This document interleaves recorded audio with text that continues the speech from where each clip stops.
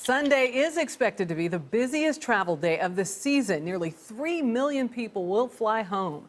Airports around the country tightened security after the Paris attacks. A worldwide travel alert from the State Department remains in effect this morning.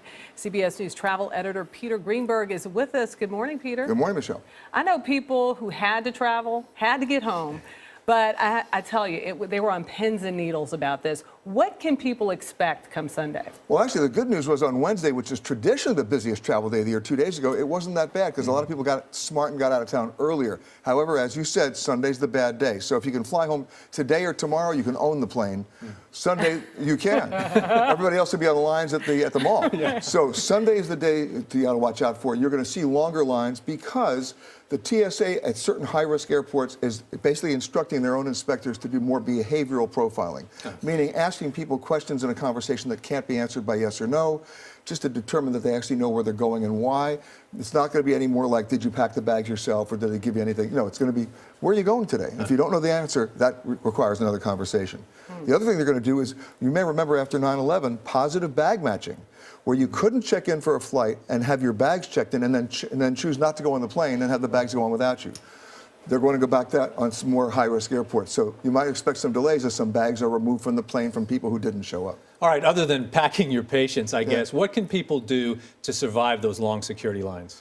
Well, one of the things that I've always done, and the TSA argues with me that I'm wrong about this, but my experience tells you I'm not, is that on any kind of day of the week, not just a holiday period, if you get to a security line, there are 2 security lines, most people would choose the shortest. No. Don't go for the shortest line. Go for the number of TSA agents who are standing at that monitor at the conveyor belt for the carry-on bags. If there's one guy there, I don't care how long that line is, choose that line. If there are 2 guys there, that means they're training one of them, and every single bag's going to be stopped for like 3 minutes, and that line will just not move. Let's talk about airfare. Has what happened in Paris and other places impacted the airfare here in the U.S.? In the U.S., no. U.S. airfares right now are low because of the season, other than Thanksgiving, so they'll stay low. But overseas, those fares collapsed because you saw a complete collapse in the actual new bookings and also cancellations. So you're talking 24% down. And to give you an idea of what we're talking about, a year ago, the airfare to Paris from New York was as high as about $1,720 coach at this time of the year.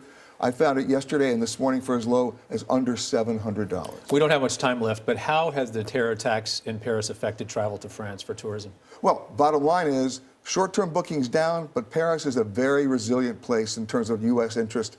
That's coming back. It's now starting to stabilize. The #1 destination worldwide. Yeah. It's 7% of their GDP. They're not messing around. They need us back. Great. Peter Greenberg, thank you so much. Yeah.